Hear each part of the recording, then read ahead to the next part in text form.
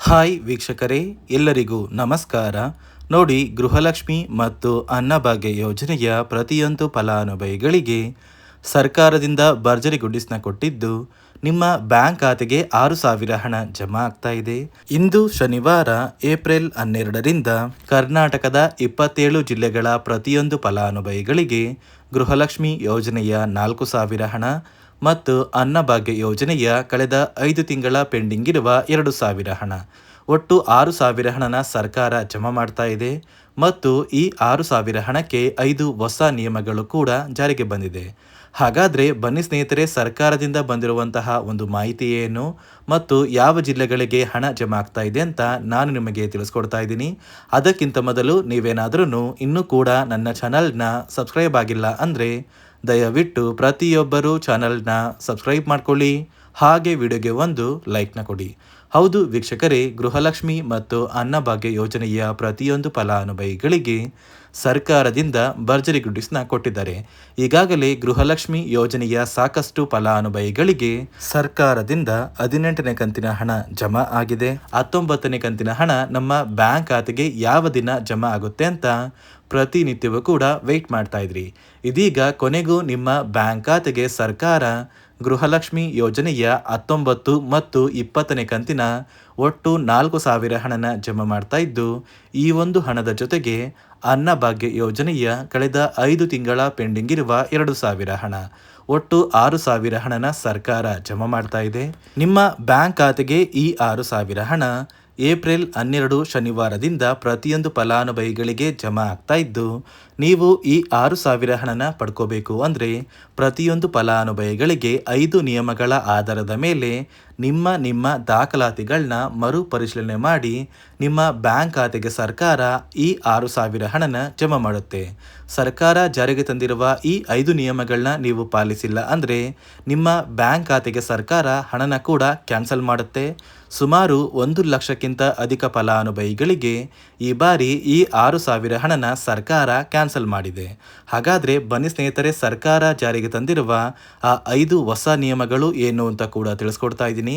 ಅದಕ್ಕಿಂತ ಮೊದಲು ಇಂದು ಶನಿವಾರ ಏಪ್ರಿಲ್ 12ರಂದು ಕರ್ನಾಟಕದ ಯಾವ 27 ಜಿಲ್ಲೆಗಳಿಗೆ ಸರ್ಕಾರ ಈ 6,000 ಹಣನ ಜಮಾ ಮಾಡ್ತಾ ಇದೆ ಅಂದರೆ, ಮೊದಲಿಗೆ ಬಾಗಲಕೋಟೆ, ಬೆಂಗಳೂರು ನಗರ, ಬೆಂಗಳೂರು ಗ್ರಾಮಾಂತರ, ಬೆಳಗಾವಿ, ಬಳ್ಳಾರಿ, ಬೀದರ್, ವಿಜಯನಗರ, ಚಾಮರಾಜನಗರ, ಚಿಕ್ಕಬಳ್ಳಾಪುರ, ಚಿಕ್ಕಮಗಳೂರು, ಚಿತ್ರದುರ್ಗ, ದಕ್ಷಿಣ ಕನ್ನಡ, ದಾವಣಗೆರೆ, ಧಾರವಾಡ, ಗದಗ, ಕಲಬುರಗಿ, ಹಾಸನ, ಹಾವೇರಿ, ಕೊಡಗು, ಕೋಲಾರ, ಕೊಪ್ಪಳ, ಮಂಡ್ಯ, ಮೈಸೂರು, ರಾಯಚೂರು, ರಾಮನಗರ, ಶಿವಮೊಗ್ಗ, ತುಮಕೂರು, ಉಡುಪಿ, ಉತ್ತರ ಕನ್ನಡ, ಯಾದಗಿರಿ ಮತ್ತು ಬಿಜಾಪುರ ಈ 27 ಜಿಲ್ಲೆಗಳ ಪ್ರತಿಯೊಂದು ಫಲಾನುಭವಿಗಳಿಗೆ ಗೃಹಲಕ್ಷ್ಮಿ ಯೋಜನೆಯ 2 ತಿಂಗಳ 4,000 ಹಣ ಮತ್ತು ಅನ್ನಭಾಗ್ಯ ಯೋಜನೆಯ ಕಳೆದ 5 ತಿಂಗಳ ಪೆಂಡಿಂಗ್ ಇರುವ 2,000 ಹಣ, ಒಟ್ಟು 6,000 ಹಣನ ಸರ್ಕಾರ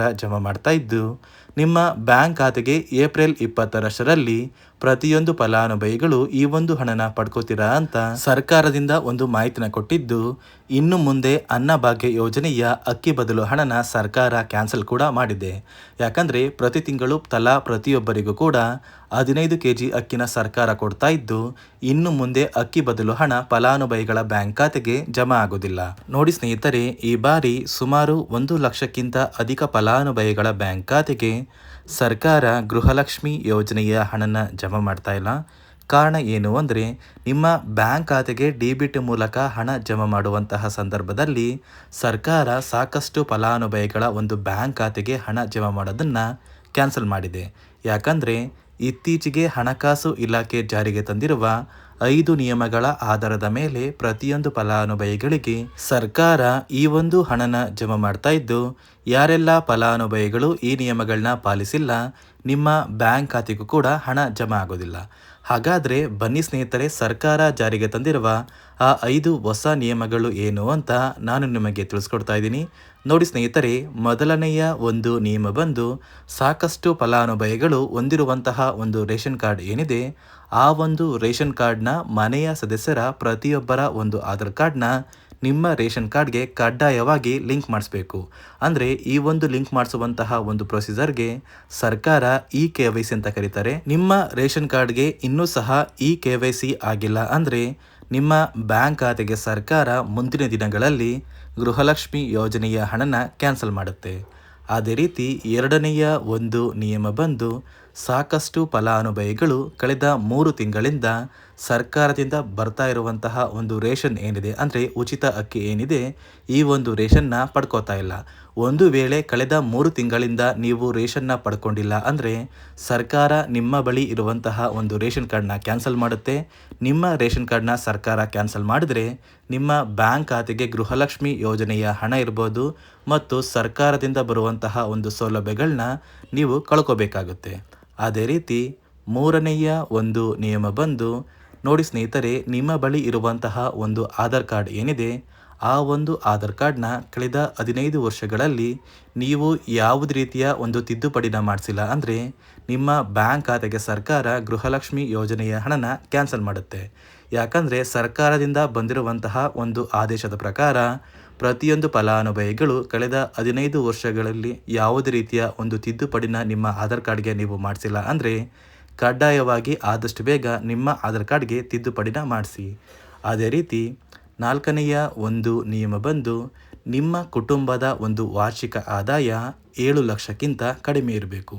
ಒಂದು ವೇಳೆ ನಿಮ್ಮ ಕುಟುಂಬದ ವಾರ್ಷಿಕ ಆದಾಯ 7 ಲಕ್ಷಕ್ಕಿಂತ ಜಾಸ್ತಿ ಇದ್ದರೆ ನಿಮ್ಮ ಬ್ಯಾಂಕ್ ಖಾತೆಗೆ ಸರ್ಕಾರ ಗೃಹಲಕ್ಷ್ಮಿ ಯೋಜನೆಯ ಹಣನ ಕ್ಯಾನ್ಸಲ್ ಮಾಡುತ್ತೆ. ಅದೇ ರೀತಿ ಐದನೆಯ ಒಂದು ನಿಯಮ ಬಂದು, ನಿಮ್ಮ ಕುಟುಂಬದ ಸದಸ್ಯರು ಅಥವಾ ಗೃಹಲಕ್ಷ್ಮಿ ಯೋಜನೆಯ ಫಲಾನುಭವಿಗಳು ಯಾರು ಕೂಡ ಸರ್ಕಾರಿ ನೌಕರರಾಗಿ ಕಾರ್ಯನಿರ್ವಹಿಸ್ತಾ ಇರಬಾರ್ದು.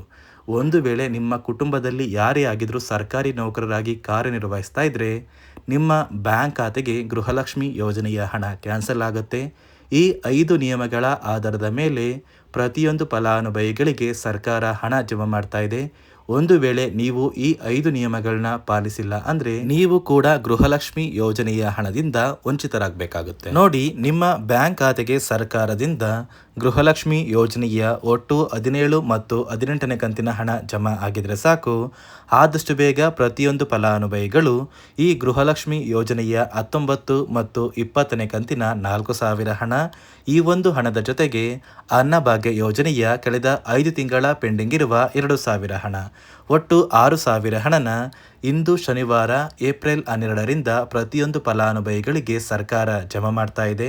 ಒಂದು ವೇಳೆ ನಿಮ್ಮ ಬ್ಯಾಂಕ್ ಖಾತೆಗೆ ಪೆಂಡಿಂಗ್ ಇರುವ ಹಣ ಜಮಾ ಆಗಿಲ್ಲ ಅಂದರೆ ಸರ್ಕಾರದಿಂದ ಯಾವುದೇ ರೀತಿಯ ಒಂದು ಹಣ ಜಮಾ ಆಗೋದಿಲ್ಲ. ಯಾಕಂದರೆ ಪೆಂಡಿಂಗ್ ಇರುವ ಫಲಾನುಭವಿಗಳಿಗೆ ಸರ್ಕಾರದಿಂದ ಯಾವುದೇ ರೀತಿಯ ಒಂದು ಹಣನ DBT ಮೂಲಕ ಹಾಕೋದಕ್ಕೆ ಆಗೋದಿಲ್ಲ. ಅದೇ ಒಂದು ಕಾರಣಕ್ಕೆ ಆದಷ್ಟು ಬೇಗ ಪ್ರತಿಯೊಬ್ಬರು ಪೆಂಡಿಂಗ್ ಇರುವ ಹಣನ ಪಡ್ಕೊಳ್ಳಿ ಅಂತ ಹೇಳ್ತಾ, ಇದಿಷ್ಟು ಗೃಹಲಕ್ಷ್ಮಿ ಮತ್ತು ಅನ್ನಭಾಗ್ಯ ಯೋಜನೆಯ ಪ್ರತಿಯೊಂದು ಫಲಾನುಭವಿಗಳಿಗೆ ಸರ್ಕಾರದಿಂದ ಬಂದಿರುವಂತಹ ಒಂದು ಹೊಸ ಮಾಹಿತಿಯಾಗಿದೆ. ನೋಡಿ ಸ್ನೇಹಿತರೆ, ನಾನು ಕೊಟ್ಟಿರುವಂತಹ ಮಾಹಿತಿ ನಿಮಗೆ ಇಷ್ಟ ಆಗಿದ್ರೆ ದಯವಿಟ್ಟು ಪ್ರತಿಯೊಬ್ಬರು ನನ್ನ ಚಾನಲ್ನ ಸಬ್ಸ್ಕ್ರೈಬ್ ಮಾಡ್ಕೊಳ್ಳಿ, ಹಾಗೆ ವಿಡಿಯೋಗೆ ಒಂದು ಲೈಕ್ನ ಕೊಡಿ.